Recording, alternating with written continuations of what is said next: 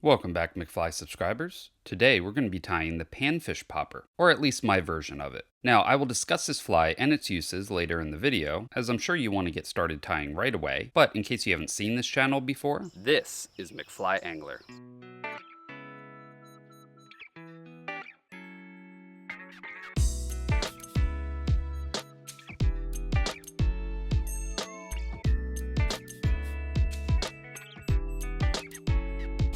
Starts now.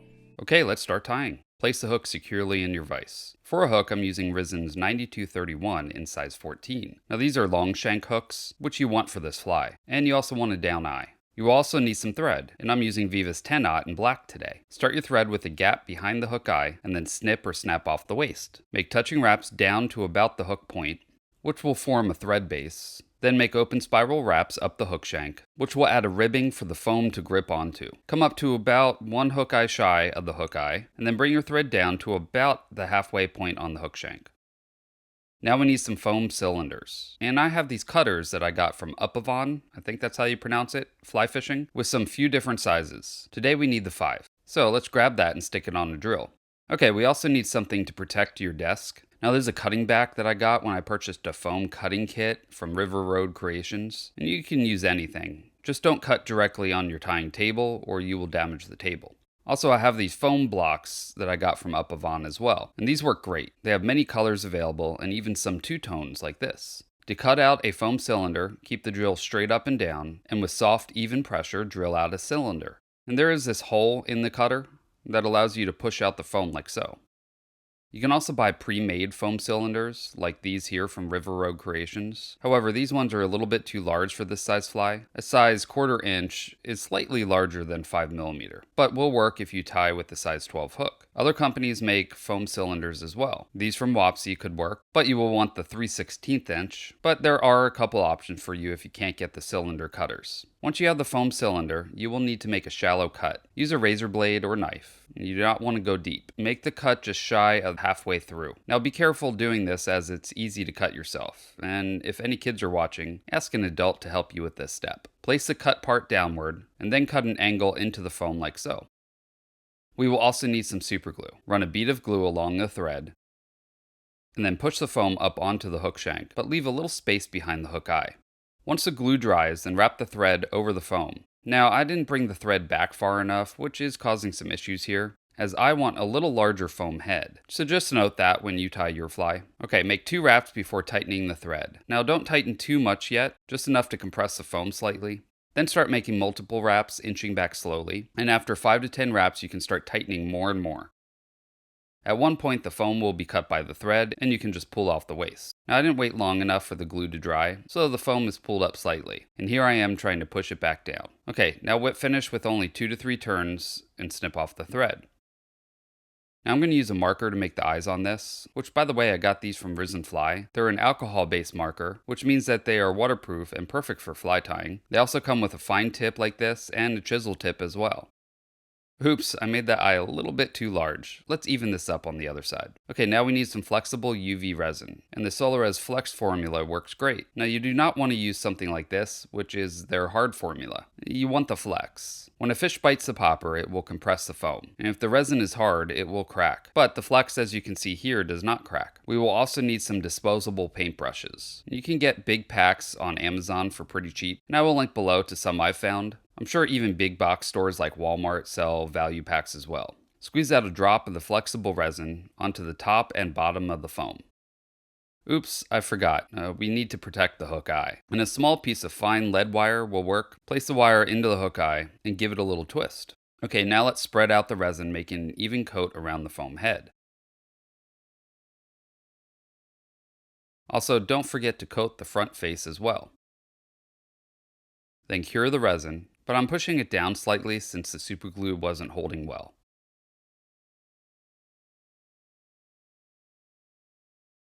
Now that first coat usually soaks into the foam, and I want a nice shiny head, so let's add a second coat.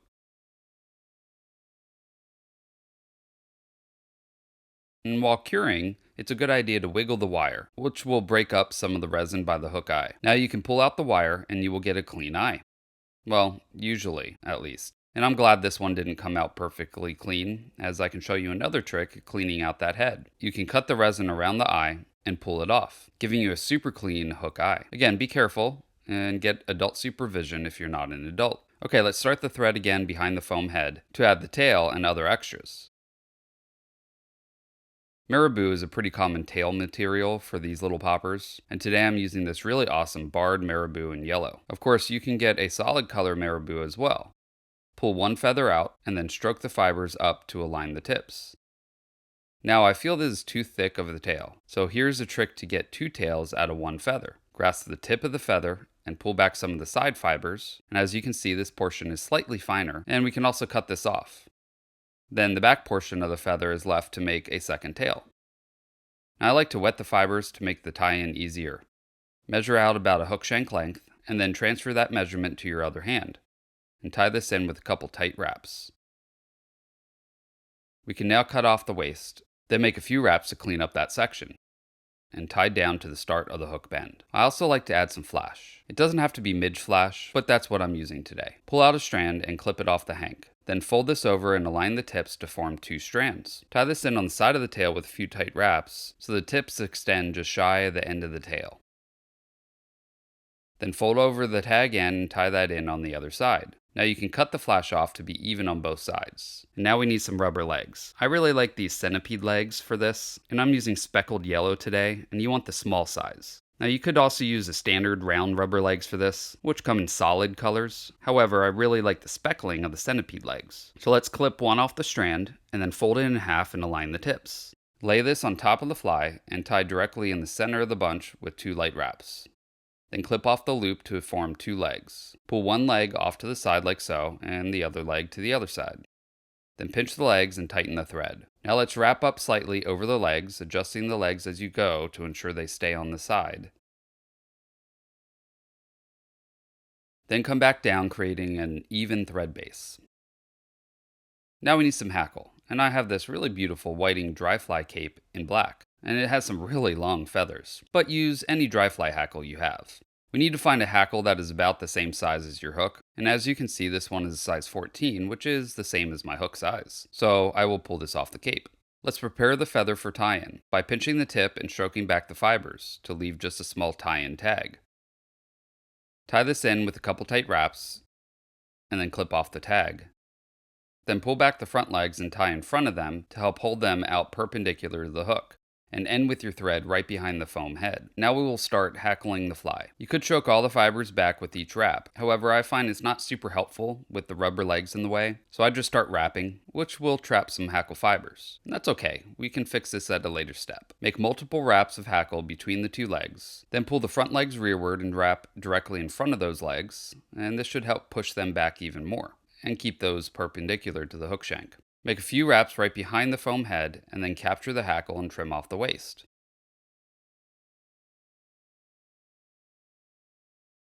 Now that leg isn't cooperating. That's okay. We're going to fix this at a later step. Pull everything back and make a few wraps right behind the foam head. And then you can whip finish the fly with a 4 to 5 turn whip finish. Okay, let's untrap those hackle fibers with this brush that I got from Risen Fly. Just brush back and forth over the hackle. Okay, let's cement the whip finish, and for that I really like this Solarez Ultra Thin Resin. It has a handy paintbrush in the cap for easy application, so just pull back the rubber legs and paint a bit over the whip finish. And I'm also painting a little on the side where the rubber leg was angling too far forward, and then just cure it with your UV light. And as you can see, the leg now is at the right angle, and the whip finish will never come undone. You can trim your legs to whatever length you want. However, I like to cut the front legs to about as long as the hackle, and the back legs to about as long as the tail. And there we have it, the finished panfish popper. For any of you who have ever fished panfish, you know they absolutely love these little poppers. However, many people struggle with tying these themselves. So I hope this video helped you all learn to tie these, if you didn't know already. Now, these seem a bit complicated, especially with these foam heads, but they aren't too bad once you get the hang of them. And the beauty of tying these is that you can cut a dozen or so heads, or more, and prep them, then tie the heads in and let the glue dry before moving on to other steps. Treat this as an assembly line. Create as many heads as you plan on tying in any given session, and then move on to tying the tails. Now these can be tied with other foam as well, not just the foam blocks. If all you have is 2mm foam sheets, you can make some pretty cool looking striped foam heads like this. And I want to show you how this is done. First you need some foam sheets and some spray adhesive like this Gorilla Spray. It also helps to have some Scotch tape. I'm going to make an alternating yellow and black head here, so I'm stacking the foam like so, and you want a minimum of 6 sheets here. Okay, so align the first 2 sheets, and place the tape on the side in 2 areas like so. Now when you open it, it will close exactly the same spot, keeping the sheets aligned. Now before spraying, you might want to lay something down, and also do this outside for good ventilation. Now this is a junky outdoor table that I don't care about the glue getting on it, so I'm not putting something down. Go ahead and start spraying the glue, an even coat around the inside of each foam piece, and you want to spray both pieces of foam. Then fold the foam over on the other and press down. Peel back the tape and align the next sheet on top. Now, I want to show you. This will start peeling back up on its own, but if you work quickly, you can get on all 6 pieces before this dries. Tape back down and then open once again, spray both sides, close, and repeat 3 more times until you have all 6 pieces. Now I got smart and put down a piece of cardboard. Okay, now place something flat and heavy on top of the stack, and a heavy book is a great option. But protect whatever it is with a piece of cardboard between. Leave the weight on top for a few hours until the glue dries completely, and then you end up with this. Now you can drill out some foam cylinders the same way as we did before, giving you pretty cool looking striped ones also. Now, if you don't plan on tying 100 of these flies, you could cut the foam into smaller pieces, creating the stack with just 1 foam sheet. However, I got this box of foam sheets on Amazon recently for like $15, and you can see it comes with so many different colors. And it's around 100 sheets of foam, more than I will ever use. And you don't have to stripe these either. You could just make a bright colored head by gluing 5 pieces of one color, and a single sheet of a bright colored foam to create a cool look like this. So get creative and tie these however you want. Of course, you'll still want to cut a slit in the foam as well, and I'm cutting an angle on the front like so. But here we are, a similar fly with a different type of foam for the front. Now, I call this a panfish popper because it's small and I mainly target panfish with it, but I've had bass and trout eat these before. Of course, if you want to target bass, you should probably tie these slightly larger, maybe use a 7 or 9mm foam cutter, and a size 10 to 6 hook or something like that. Alright, well I'm done filling up this panfish fly box and finished with the panfish series for this month. I hope you all enjoyed this series. For recap, I started off the series with the bully bluegill fly, one of my favorite sinking panfish flies. Then I tied the foam beetle, a very popular topwater fly for fishing panfish.